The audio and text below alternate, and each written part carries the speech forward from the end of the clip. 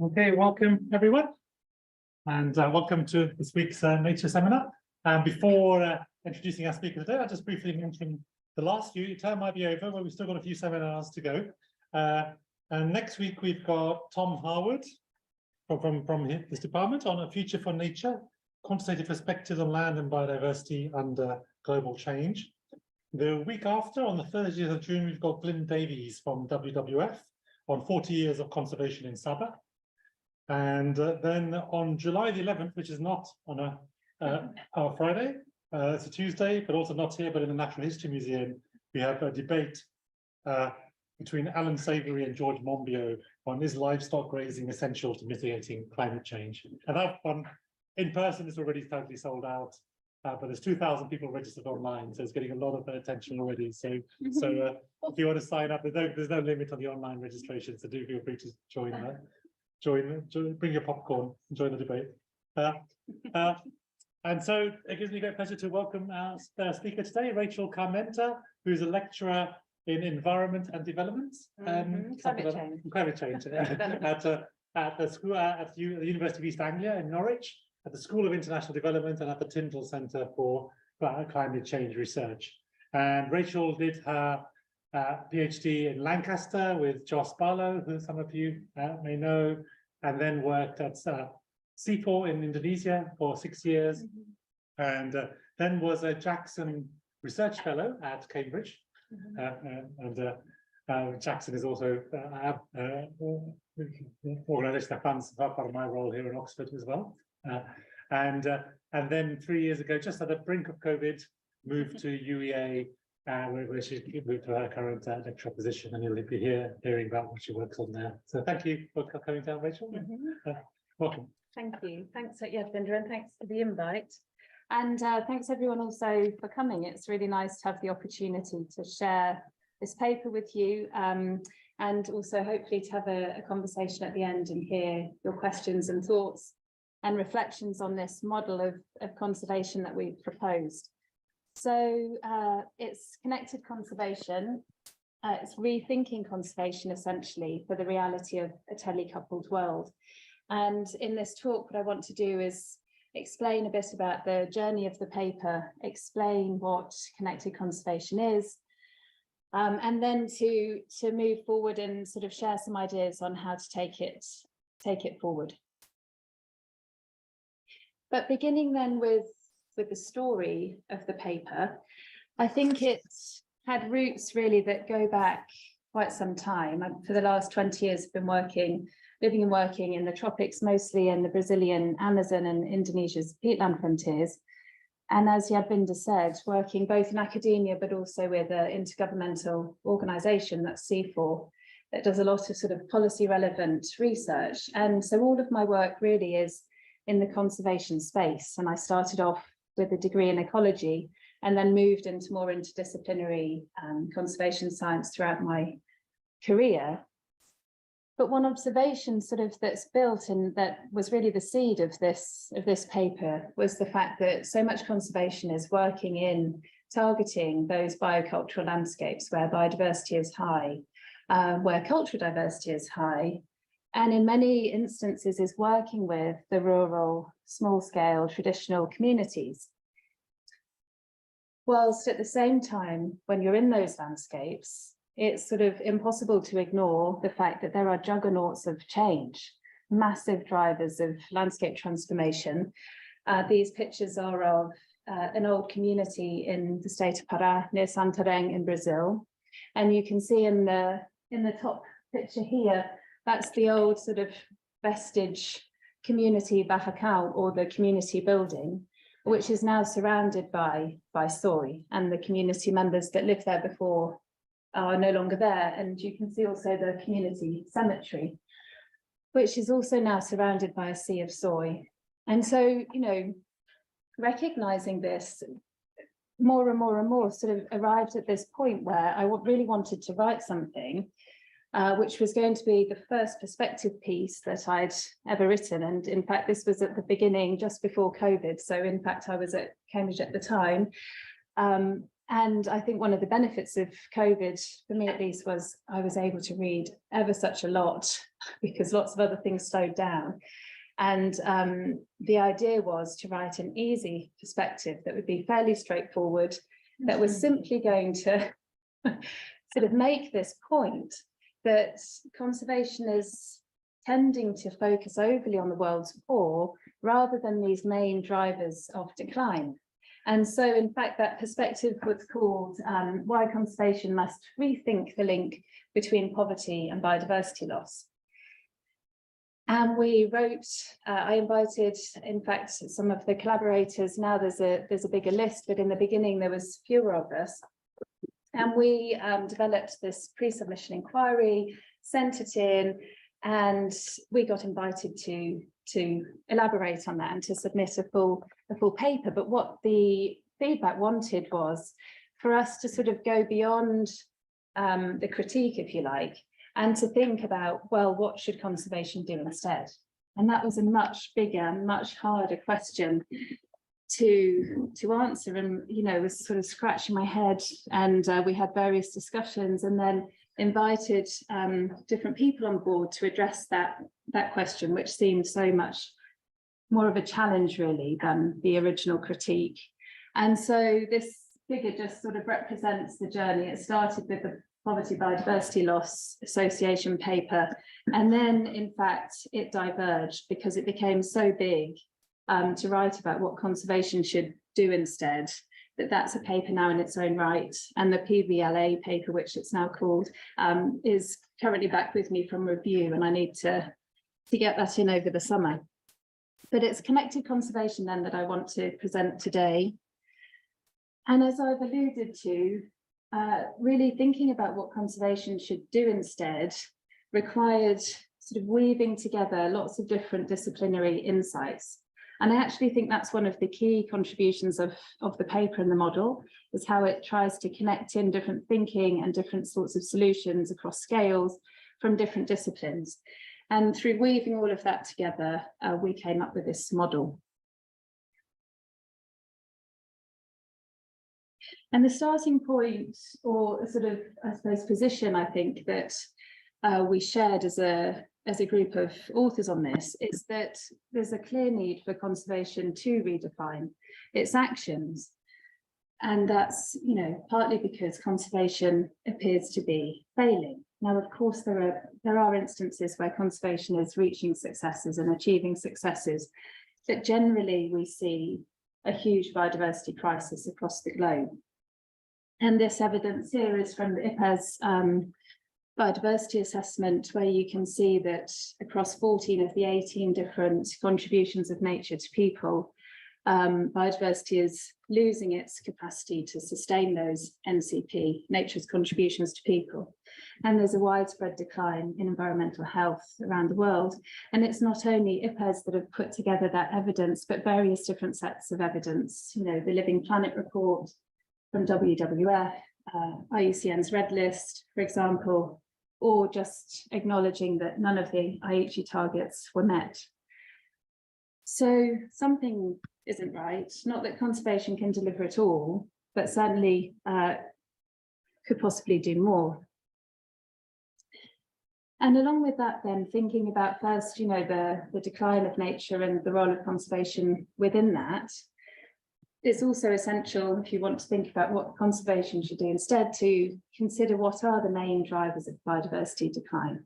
And again, you know, there's lots of evidence on this from different reports, and they coalesce by and large here again from IPES, and you can see that these direct drivers of the biodiversity crisis, land and sea use change, direct exploitation, climate change and pollution, for instance, if you think about those, you can see how they're all much more linked to wealth than they are to poverty, for example.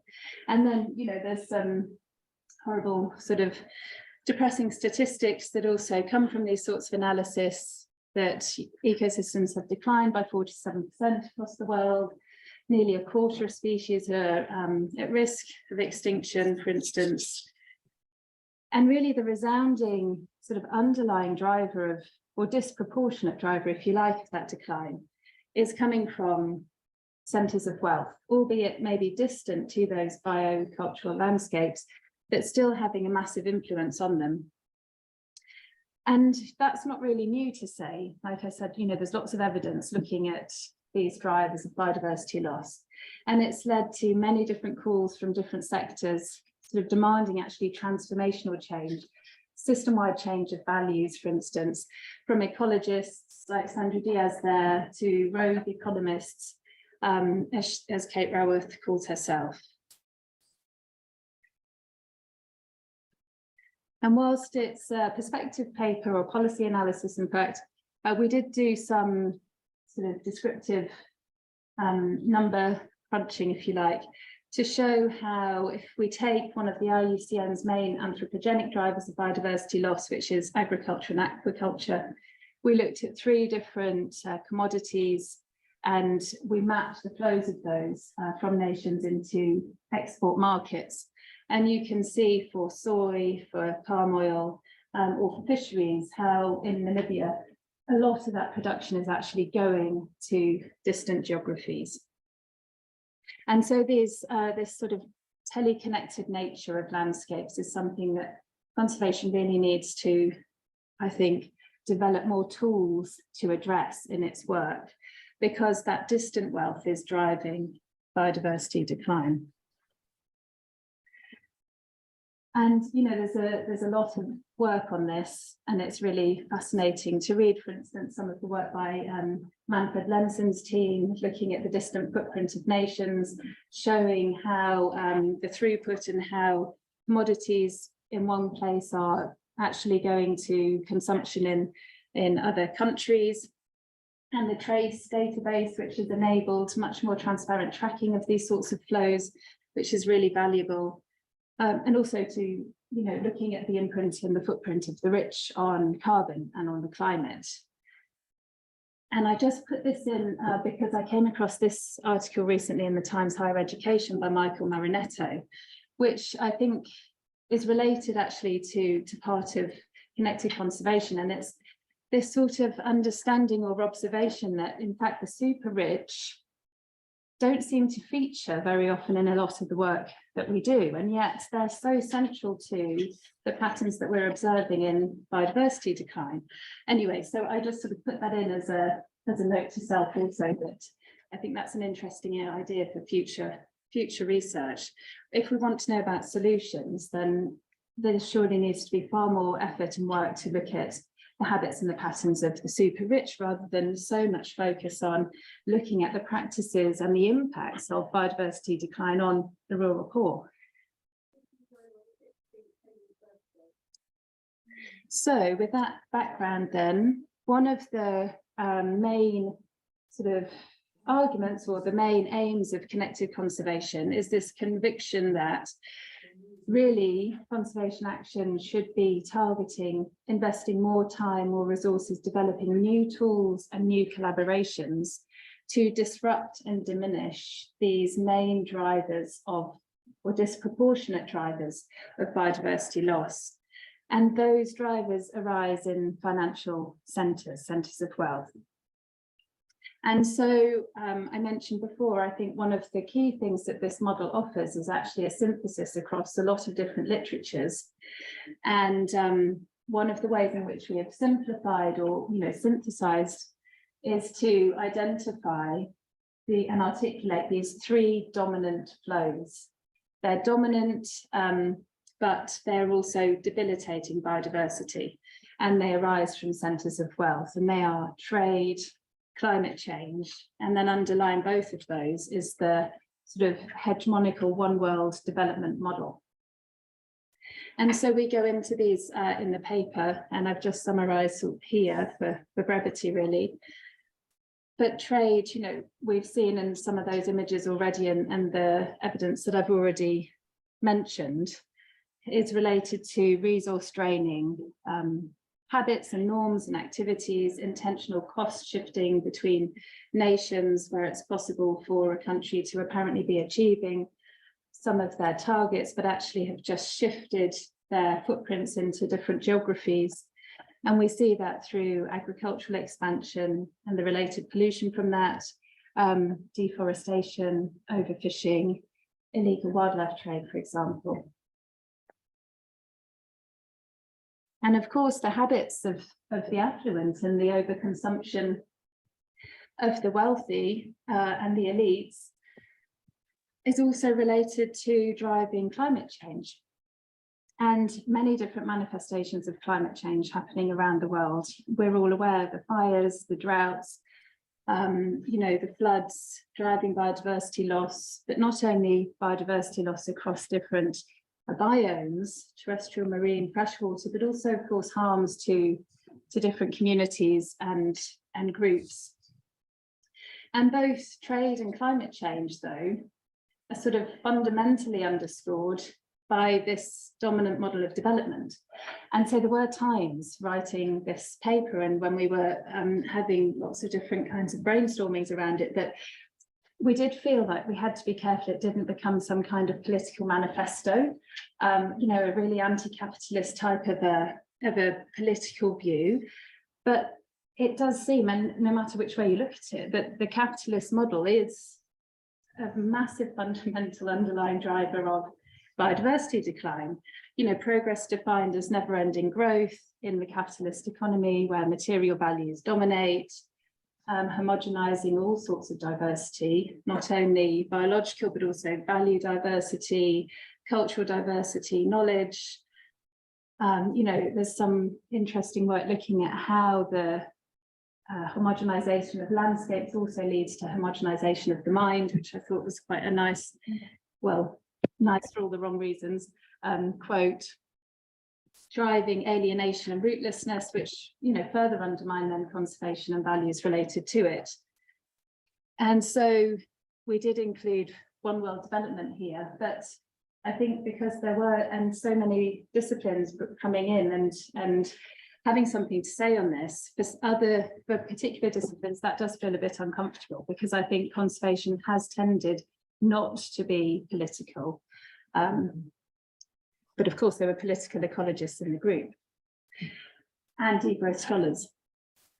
So then what we also wanted to do was think about what's inside the tin or the can, what's the toolbox of conservation, just to sort of support that claim that conservation is dominated by site level actions operating in rural landscapes and in biocultural landscapes, and in that way then isn't really equipped with the current sort of investment and the proportional investment that it makes in terms of actions. It isn't equipped to target these transboundary or wealth-related drivers. Because predominantly conservation, and this is generalizing. I know that there are shifts in, for instance, international policy fora that are arguing for different models already, and that's great. But really, by and large, the sort of lion's share of conservation is often involving protected areas, and we see that again with the 30 by 30, which is a sectoral solution, which then you could argue, how can those sectoral solutions really contest with all of these different types of drivers and the power of those drivers? But of course, we do see that protected areas do make valuable contributions in some cases to biodiversity, but it also promotes a particular type of knowledge and value system in which people and nature are seen as separate. And there's really interesting work by Bill Adams and others that break that down further. And, at worst, protected areas have led to displacement of local communities and traditional people, detachment of people from their territories and their landscapes, and a dispossession, which is, I suppose, ultimately a form of poverty if people are disconnected from the land on which they depend. And another key strategy in the conservation portfolio is the alternative livelihoods, introductions of alternative livelihoods. And now I feel like I'm dipping slightly into the other paper, which is why I mentioned it in the beginning. But it is the case that a lot of conservation action, either implicitly or explicitly, seems to try to resolve poverty in order to achieve conservation. through alternative livelihood provision, or substituting one livelihood for another, for instance. And I think there's some important problems with that to think through. Not that that's never a good idea, but that it's possibly not the best dominant strategy. Because it's difficult, though, to contest it, because it seems to be a virtuous act, that proximity of conservation and development. But it does bring with it a sort of white saviour colonial style. It is also a very particular way of thinking about poverty and what constitutes poverty, rather than critically examining what constitutes poverty, recognising other values, and perhaps seeking to enhance well-being and those more diverse and plural notions of development and living well. And so this sort of dominance of these strategies doesn't seem to fit very well with also that evidence that we know that wealth is a leading driver of biodiversity decline.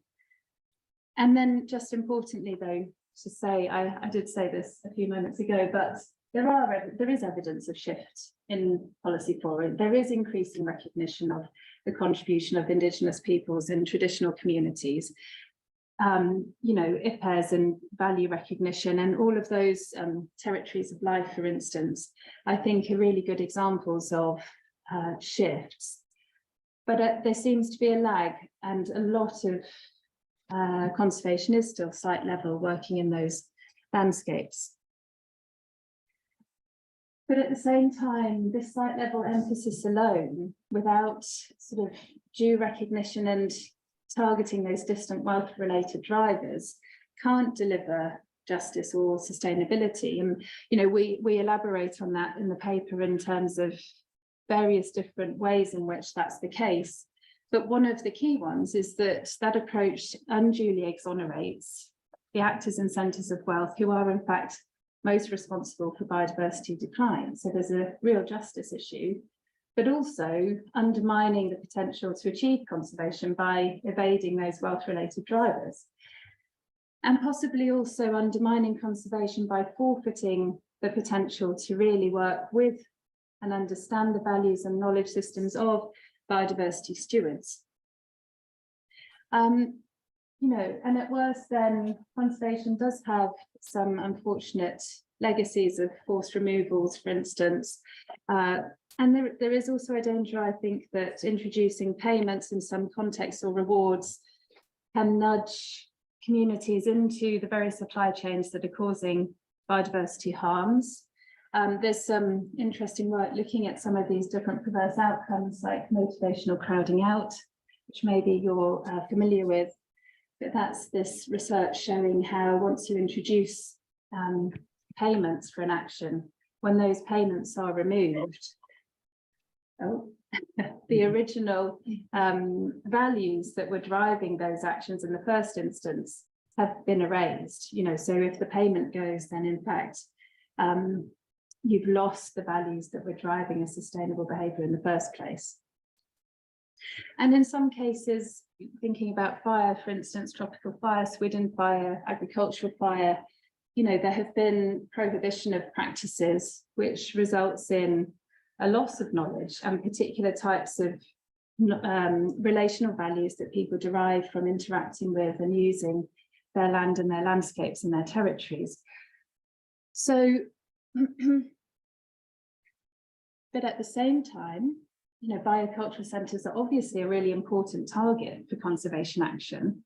I'm not trying to say at all that conservation shouldn't be targeting those landscapes, but more trying to make the point of the redistribution of tools and actions that more heavily recognise the role of wealth in biodiversity decline. Because biocultural centres are important places, important strongholds of biodiversity. And Indigenous lands and local communities are places that really have proven consonant with nature.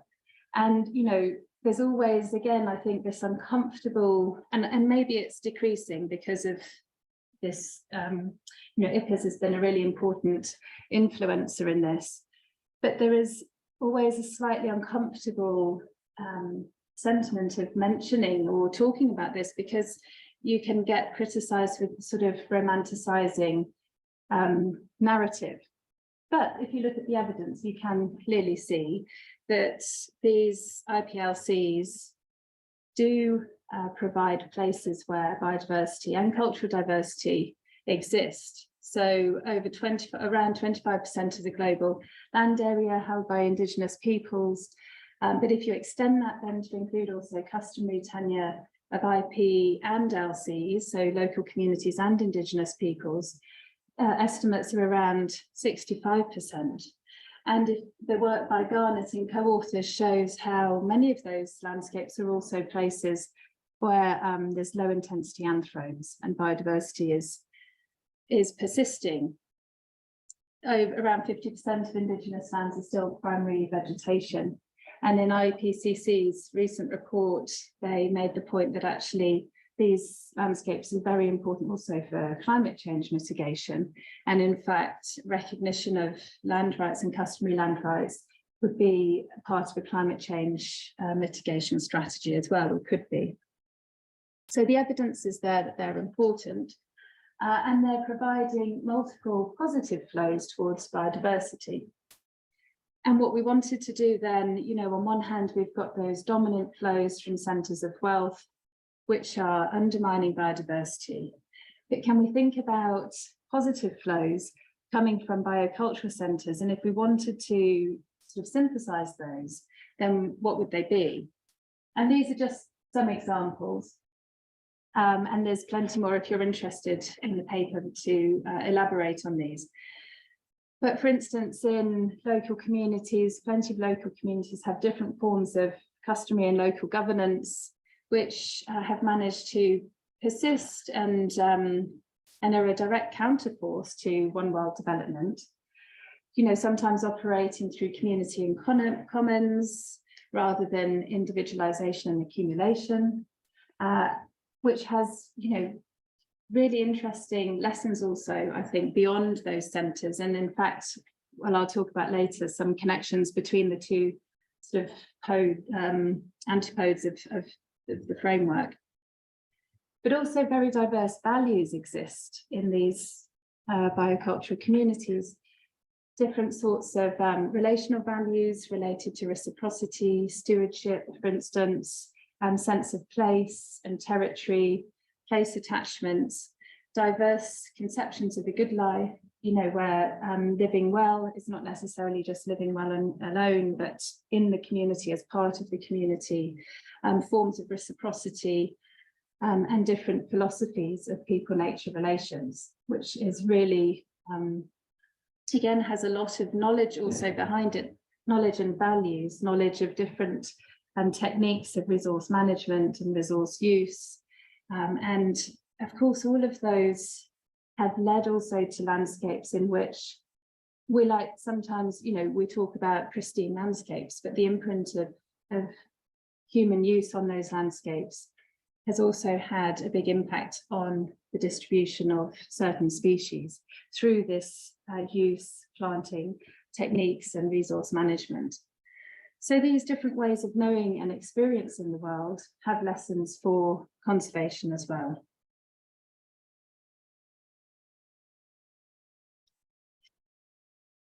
And whilst they're positive flows from biocultural centres that we've sort of characterised in this model, it is also the case that they're under intense pressure, around the world. Wealth-related drivers are undermining the capacity of IPLCs to contribute to biodiversity conservation and to their own cultural persistence. Not that culture is static, but still the forces of sort of marginalization are really pronounced in many different communities around the world. And I think that manifests in different ways, but the invisibility, for instance, of their contributions, of their knowledges, which is beginning to shift, but still there's a legacy of invisibility there and a lack of legitimacy if we're talking about policy making, for instance, or even impact assessment of conservation actions. Then there is often an invisibility of the different plural values that are important for human well-being that people derive from their landscapes, and that are impacted both by these processes of change, but sometimes by conservation itself, that recasts and reshapes the way in which people can interact with their landscapes.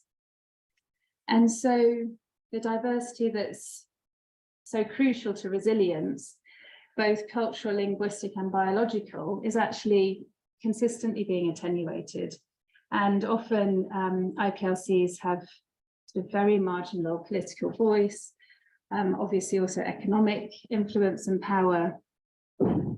And it's interesting to think as well, you know, how, okay, the argument that services are so lacking often in IPLCs, and yet education systems, often when they do arrive, are actually derived from external curricula that simply don't fit place-based realities and end up being another driving factor, forcing communities or reducing the connections that people feel with their place. So another point I wanted to make here is about the expansion of commodity frontiers. You know, again, that's often related to, in fact, the source of global supply chains, and can involve many different forms of discrimination, violence, intimidation, environmental defenders. You know, there's really interesting work now quantifying, and even that's underestimates, of course, but quantifying the extent of environmental defenders that are facing sometimes, you know, even assassination for trying to defend their territories. And so these are all forms of intimidation, and they're all ways in which the positive flows from biocultural centres are being weakened, you know, across the world. This was a paper that I came across fairly recently, actually, by Schneidel et al., which uses the Environmental Justice Atlas, which is a really important repository of information on environmental injustices that have arisen across the world.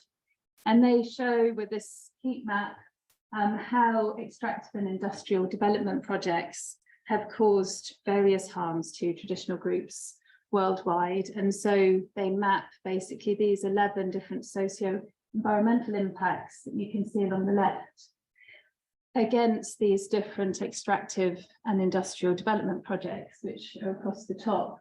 And then you can see how large proportions of reported harms and injustices are related actually to these leading sorts of development projects. And then resulting in erosion of cultural lived experience, which is irreversible actually, if you think how long it takes to build up sort of cultural knowledge and practice and values, and how quickly that can be lost. And this is a process that Georgios Kallis, who's a degrowth scholar, calls convergence, which I think is a fairly daunting concept. But so again, then coming back to the model, what we wanted to do was, you know, we went through all of that material, then we want to try to synthesize and to offer some almost summary then of how the system seems to be. And so we've come up with these 3 different flows: marginalized flows, debased, you know, shrinking over time, being attenuated, but positive contributions to conservation. And they come from the biocultural centres, and they are local governance, diverse knowledge, and plural values. So, you know, just to summarise, then local governance, even while being eroded, stands in contrast to one world development and supports biocultural centres to flourish. The diverse knowledge and ways of knowing the world influence species mixes, agrobiodiversity, for instance, sustainable resource use practices, and have contributed massively to what we think of as intact landscapes in many cases. And also the diversity of values, the relational, the material, the subjective values, intrinsic values as well for nature, and different ways of thinking about what success is, and accolades of success that go beyond sort of material metrics. these relational values of stewardship, reciprocity and connection. And there's research by Agarwala showing, you know, how in fact those plural values often are most important to communities that are closer to the land and their landscapes. So what I hope I've done then is sort of paint a backdrop, which I think this painting by a Filipino artist sort of shows in visual form. These processes of sort of accumulation by dispossession in a way, and then, you know, what can conservation do instead? Coming back to that question that the reviewer gave us or invited us to extend when we first submitted that synopsis. And so this is the model that we propose. And what's most, I think, novel about it, other than that it's a synthesis across all these different disciplines, which I think was a feat in itself. But what's most novel is the part on the left, which is the system-based or telecoupled conservation. So actions in that space is where we're suggesting conservation effort could do more, working to diminish and disrupt these dominant flows that are diminishing or reducing biodiversity. And on the other hand, working in the site level conservation or biocultural landscapes, which conservation does, but through slightly different focus and recognition of particular attributes to enhance and to amplify actually those positive contributions coming from centres of bioculture centres, but which are currently marginalised. And really, I think what we need is some loops as well, which show, of course, action in one space can influence what's happening in another. And perhaps that's something that's missing and we should incorporate in future elaborations. We took from the SDGs these different levers. So governance and accountability, economy and finance, individual and collective action, and then science and technology. And we thought about what sorts of actions might operate within those spaces to try to achieve these goals. And then that was the next sort of challenge, if you like, or hurdle was, well, if you're thinking about redefining a model of conservation and the actions that are necessary to do that, well, what are we aiming towards? What are the desired states? And again, then this was where it became a bit like, are we writing a manifesto here? But we had to have some aim of which we were working towards with this. And so, you know, this is an observation that Fiola makes, which is when you're deconstructing norms and models towards sustainability, then it's really important to offer what the alternatives would be to help sort of concretize that. And so we had to define the desired states, and that took a lot of thinking through as well. But desired states are the sort of ultimate overarching goals. And they are quite, I think, broad umbrellas. And it's interesting then to try to disaggregate on any particular conservation challenge. But for now, just to present these general undesired states. So we have 2 for the financial centres and 2 for biocultural centres. And essentially, in the financial centres, it's about gratification, not growth, working towards that as a sort of a common aim. Redefining visions of prosperity fundamentally, and transparent and internalized externalities related to trade. And then in the biocultural centres, the enhance and the amplify, it's, you know, autonomy and rights to empower local communities and indigenous peoples, and to legitimize, build the legitimacy of talking about and recognizing the plural values and knowledges that exist in those landscapes. And then, you know, when I was working on this presentation, I then thought, well, I can't go through all 4 of those because it will just take too long. So I'll go into 2, and apologies that these are pretty wordy slides. But so for the gratification, not growth, then, which is one of those desired states and centres of wealth, which is really about sort of fundamentally transforming entrenched ideologies, ways of thinking about success and progress, breaking of capitalist habits, and demystifying alternatives to mainstream these alternatives that are currently on the periphery. And it was great, actually. I don't know if any of you saw, but there was the Degrowth or Beyond Growth European Parliamentary Conference, and some of the sort of leading economists, even they're talking about there will be a need for sort of societal level counselling to try to get over our obsession and addiction, essentially, with capitalism. And I thought, well, that's good to hear someone so, this economy prof talking about something that we've written about in this paper as well. So yes, well then what we do is we give these different examples of actions that conservation doesn't routinely do. And I think one of the key take-home messages of this is also the observation of the need for interdisciplinary connections, working across sectors with different sets of actors to achieve this aim. So here, for instance, in the individual and collective action lever, it seems essential to mobilise citizens in order for them to demand government responses that can enable particular futures, and to make sort of lobby governments, to motivate citizens to lobby governments to make better choices more available to the many. And perhaps that's possible through, changing the ways in which we engage with science as well, engages with publics, changing the narratives perhaps. And I know George Monbiot's written about this, using more emotive language, connecting with storytellers and natural history hobbyists, for instance, to actually use more compelling language to connect, perhaps in citizens' assemblies, for instance.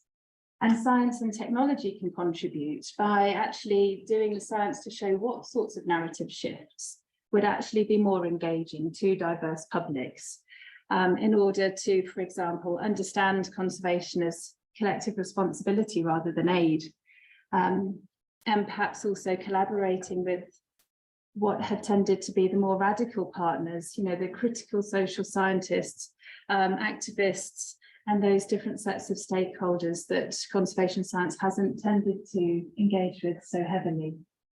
There's also, I think, great scope we talk about examples linked to behavioural science that Andrew Barmford and others are looking into as well, and environmental law, and research on those to understand maybe, for instance, the concept of ecocide as an environmental law would be quite powerful and stand against the International Convention on Genocide, for example. And so through those different actions, perhaps that can create the pressure that's needed for shifts at higher levels, in government and in policy, to make shifts in education and shifts in advertising that could help to mainstream these concepts that are so important for people to understand, like planetary boundaries, telecoupling, for example. And also the pricing shifts that are needed to enable decision for us all, actually, to make better decisions. Not only the wealthy to be able to sort of make purchasing choices that fit with environmental values, but to make that sort of just available to all. And so then we did the same, and we've done this for each of the desired states, but I won't go into them all. But for biocultural centres, then we have this desired state, which is around biocultural autonomy, governance and rights. And it's basically around championing and empowering biodiversity stewards to self-determination, exercising diverse visions of prosperity, living well, supported by established and defended rights. And so we outline a number of different actions that can happen across those different levers. And science and technology, again, has a role, because it's interesting to think about, well, we often look at understanding the harms that accrue when ecosystems are degraded and eroded. But it's interesting also to think about what enables the persistence and resistance of both biodiversity and the cultures and values and knowledges that can sustain that. There's some really incredible new advances or advances through forensic architecture and investigative journalism, and creating collaborations again with the conservation sciences, I think is, well, we've sort of put together as being an interesting future endeavour.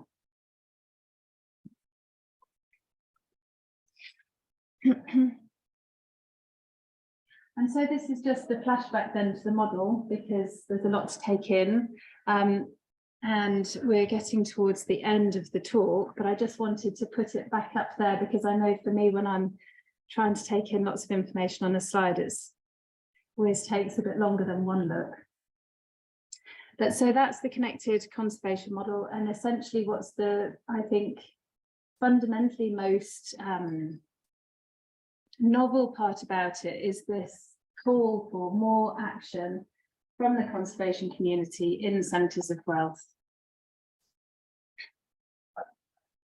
And just to share then some take-home messages and to distill what some of the attributes of connected conservation then, it's really about disrupting and diminishing those dominant negative flows, and then enhancing and amplifying the marginalised flows. And what that certainly requires is work across scales and across sectors and disciplines. And so whilst there are calls, you know, conservation needs to be bolder, but I think also some humility, and we discussed that quite a lot, the humility to recognise that these different links across sectors are really important. You know, that, for instance, one of the things I mentioned was about curricula and education. And so there's interesting collaboration then to make with the people and the sectors and the experts that deliver those sorts of interventions. So it has to be multi-sectoral. And I think it's also sort of liberating in the sense that it's unconstrained by some of the colonial ideas of site level conservation. It's really about recognition of plural values and knowledges and rights.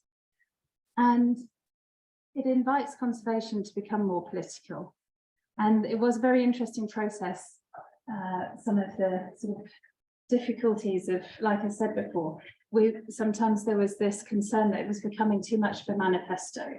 But perhaps conservation does need to be more political, actually. And so there was also a sense that this is a challenge to the norms and the practices of conservation. You know, it's hard to imagine, certainly if I think about various different organisations that I know, people working on projects, you know, across the tropics, I don't think it sits comfortably necessarily to imagine realigning fieldwork to working with actions in centres of wealth in order to achieve conservation, because so many of us go into conservation anyway because we want to go out into the natural world. So I think, you know, that's a big challenge that this model suggests is necessary. But in terms of what's next then, I thought I would just have one slide on this, because I think in the abstract I mentioned about linking connected conservation to fire. And there are some various ways in which this will be happening.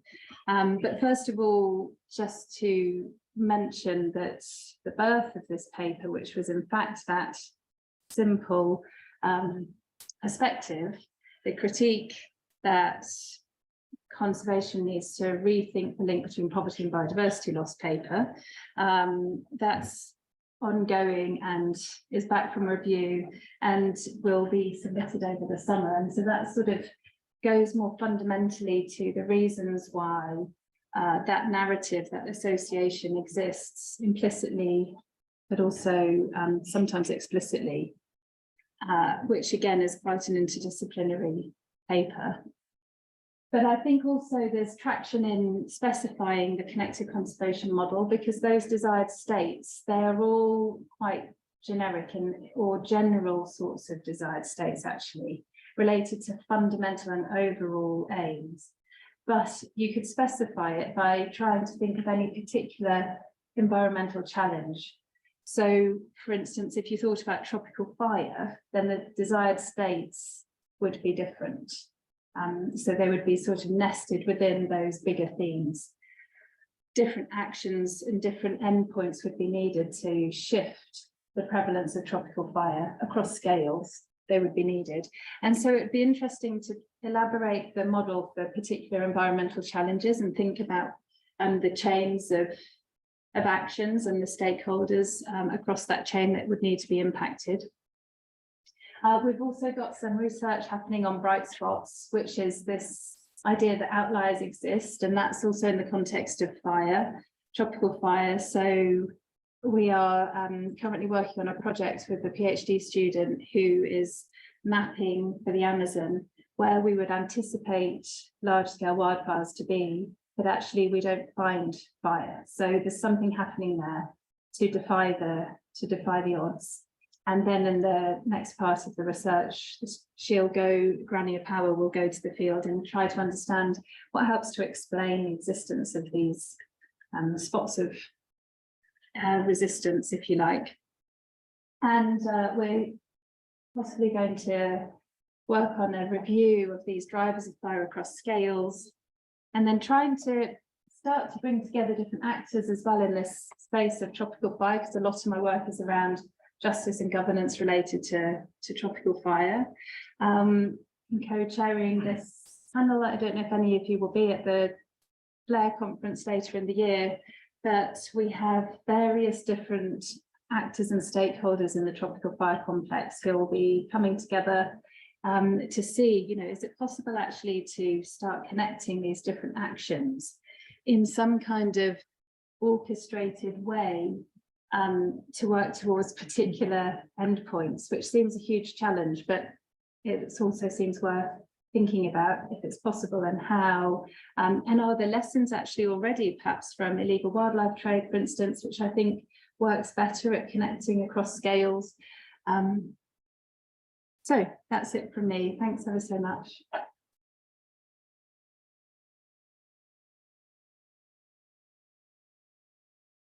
Thank you, Rachel.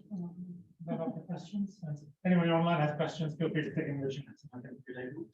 You can. Connie? Sure, thanks, Rachel.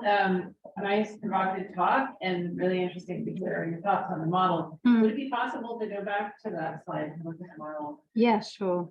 Twice wasn't enough. Well, no, I mean, it speaks pretty clearly, but I think the challenge here, so you're talking about connected conservation. Yeah.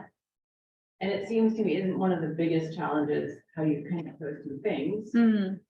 Because, for example, I do think there's actually a big trend right now looking at the dominant flow side through these sort of trade policies like the EU deforestation-free regulation, which I think is evidence that, popular opinion is, oh, deforestation is terrible, we have to stop it. There is that, growing sense in starting at kindergarten, how this is bad, yay, be heroes, and then, pass a law saying that we're going to ban, any quantities coming in that are deforestation driven, but it's a unilateral policy that didn't involve the countries or the people that are going to be affected by it. Yeah. So you could say, well, that's an internal strategy to address trade and make it more, responsible, or is it more, meeting particular targets in particular countries that aren't going to bear the brunt of it? Because I think the real challenge here is like how, I do think you'll get a lot of people agreeing on sort of both sides that those things need to happen, but, maybe they do need to be joined up. And I hear your point about, too much focus in some ways on, sort of harassing people at the local level that are not driving the problems in the first place, but they also need to have a voice. Yeah. And I think if you stay outside of that level and just try to use that other lever, you're going to come up with these perverse policies that are unaccountable, completely unaccountable, because I think even within this existing new EU deforestation regulation, for example, that there's there's not even a particular plan to monitor what the impacts are gonna be on, we're thinking particularly because we do work with cocoa where a lot of the production is by smallholders. Right. We're already facing like Yeah. piles and piles, I mean, climate change, 3 to 7% of the profit of the entire supply chain, and now they're gonna be the ones that have to, Comply. sort of meet these new requirements. And yeah. so, and then how are they gonna do their own sort of, creation of their relationship with nature if they've got regulations coming down on them like this? And so I think that the challenge is, I think these are a lot of really important points, and I love the sort of, can we think about things really differently? But I do wonder if you can really separate those two sides of that. Yeah, I do actually think that definitely it's missing this some sort of connecting loop around the outside, because also it's interesting to extend that sort of connection point. It's interesting to think how the values, for instance, take as an example, or different forms of reciprocity or ideas about a good life might infiltrate and feed into this side of the framework as well, and how maybe there's learning that can actually come from biocultural centres and help shift some of the norms in the financial centres, for instance. But I hear, I agree, and the challenge is definitely there. And for instance, I was living in Indonesia for quite a few years, and there the RSPO encountered all of these sorts of problems, because on one hand it was trying to deliver certified palm oil, but on the other hand it was also squeezing out the smallholders who didn't have the capacity or the tools to be able to comply. So in fact it was another driver of accumulation into the hands of the elite. And so I think there's definitely scope to work on ensuring that those sort of large-scale top-down policies somehow are connected to and understand the possibility of the perverse outcomes that they can have, and to integrate perhaps different values, and certainly recognise in the monitoring and evaluation, for instance, the impact that they have across those sets of value domains for small-scale farmers.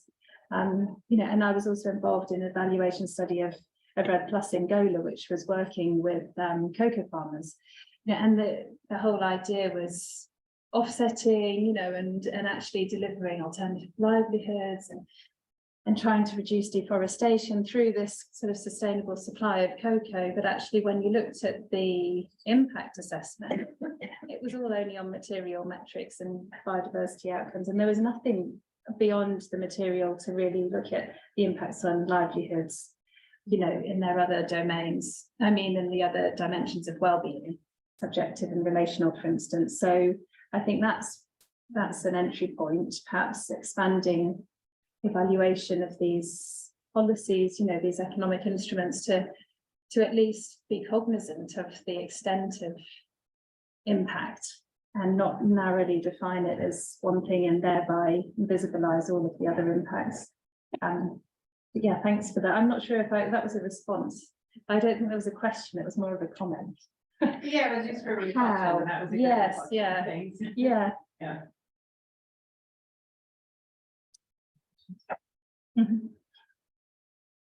Yeah. I have a good one. The 25% indigenous land, that's that across the board. Yeah. And then with the definition of that, could you go across the second part about it? Yeah.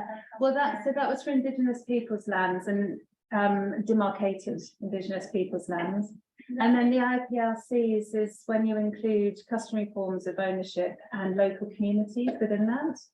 And so it's from an endeavour that tries to bring, basically to recognise also land held in customary ownership, which isn't in, the World Database for Protected Areas, for example. So it tries to be a more comprehensive, still probably an underestimate,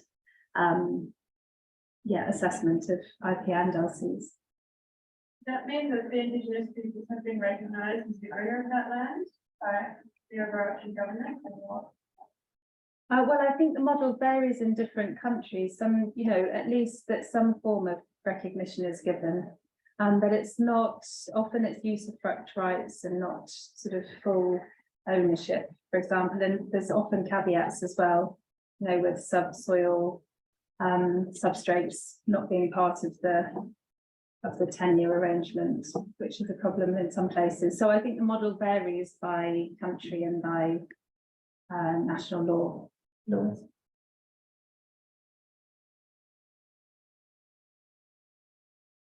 I think one challenge directly focused towards the left there is the tangibility of your outcomes. Yeah. The couple piece, the level change. Yeah, Yeah, that's true. Change the system, try and change the.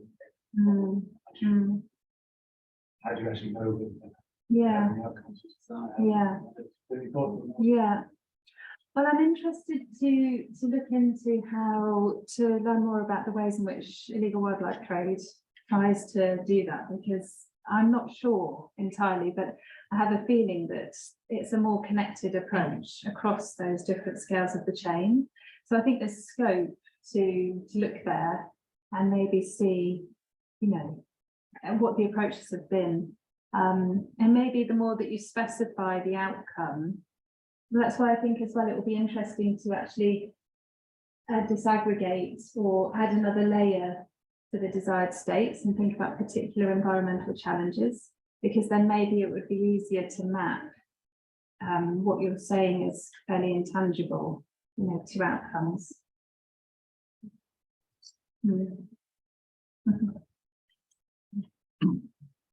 Yeah. More. I got quite interested. So I'm a heritage scientist. Oh, right. So I'm coming to this from a completely Uh-huh. different angle. But when you mentioned that you wanted to avoid the danger of becoming too political, so I'm just interested in like how did you manage to mitigate within the group? It's like edging on to being too political. Yeah.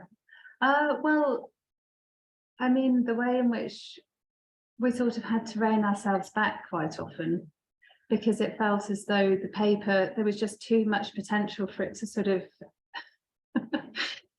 be a big, essentially a manifesto about how everything needs to change, which I think we felt wasn't necessarily anyway our expertise to go down such a political route, and also felt like it wouldn't quite be appropriate. And it made, you know, even the way in which we wrote about one world development was uncomfortable for some of the more quantitative, you know, conservation scientists, I think, in the group. And so we had to, it was an interesting process of making sure conversations were happening and between different sets of expertise, because that afforded what some perceived to be a missing kind of legitimacy to some of the, you know, because not everyone wasn't familiar with all of the different sets of literature that were called upon for that paper. I don't know if that answers. Well, I'm just like, it's not only like data driven, it's also value driven. Yes, yeah. That's then it automatically becomes, so in the heritage sector, it automatically becomes political. Okay, yeah. Yeah, but I think it's. Yeah. Curious. Well, I think it has to do with also the roots and the disciplines of the different sets of expertise, you know, and the quantitative sort of approach, which is that we can have objective knowledge and statements, and then of course the qualitative, which think that everything is subjective anyway. And yeah.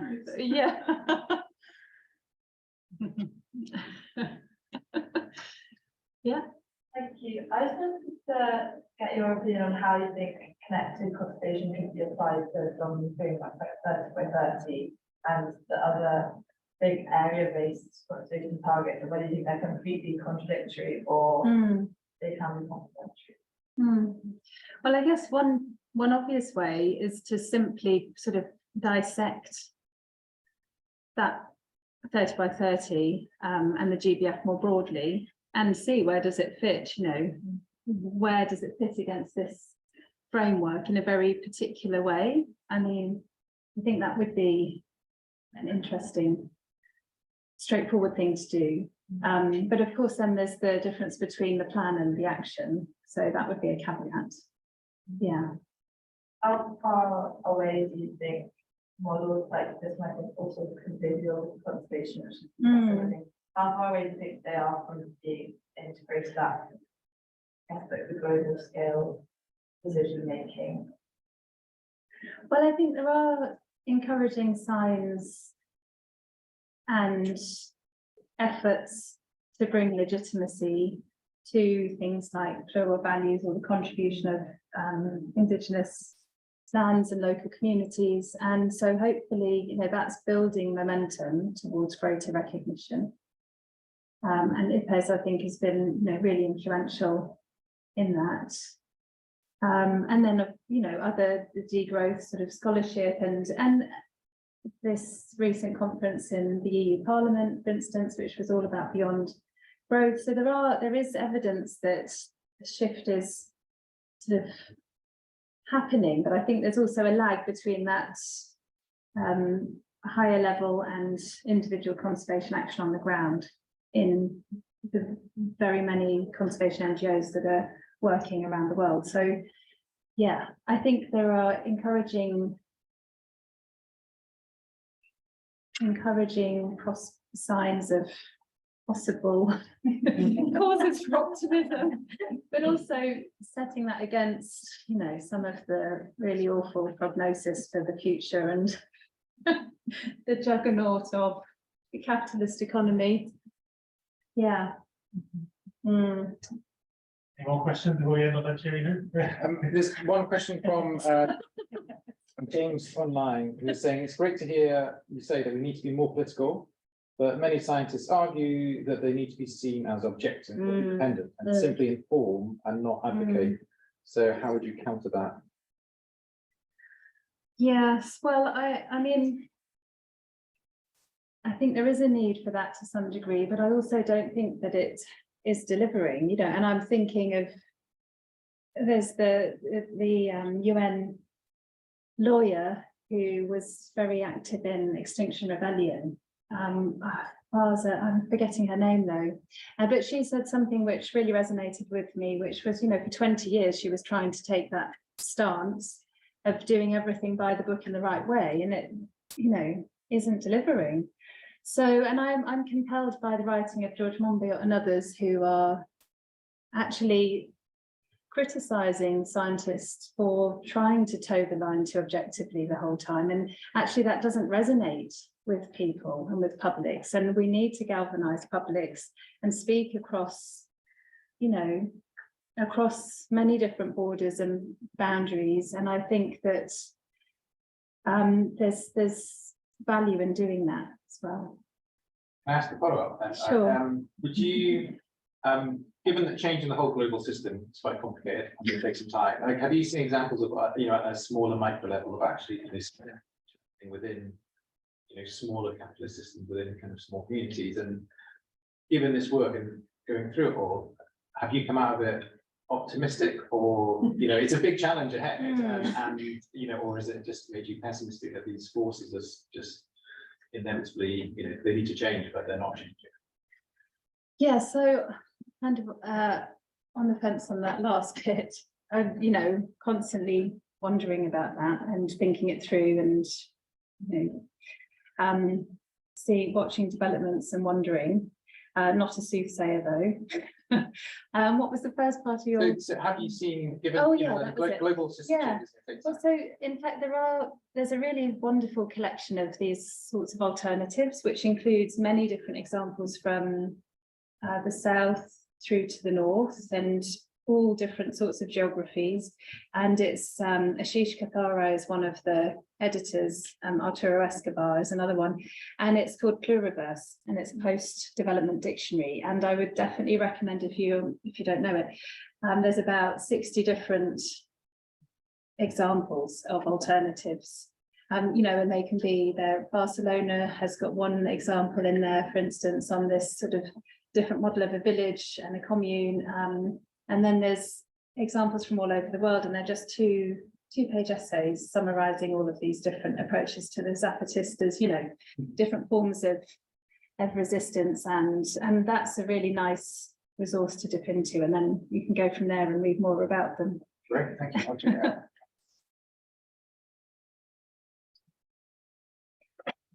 That's okay. Thank Right, you very thanks, much. thanks, everybody.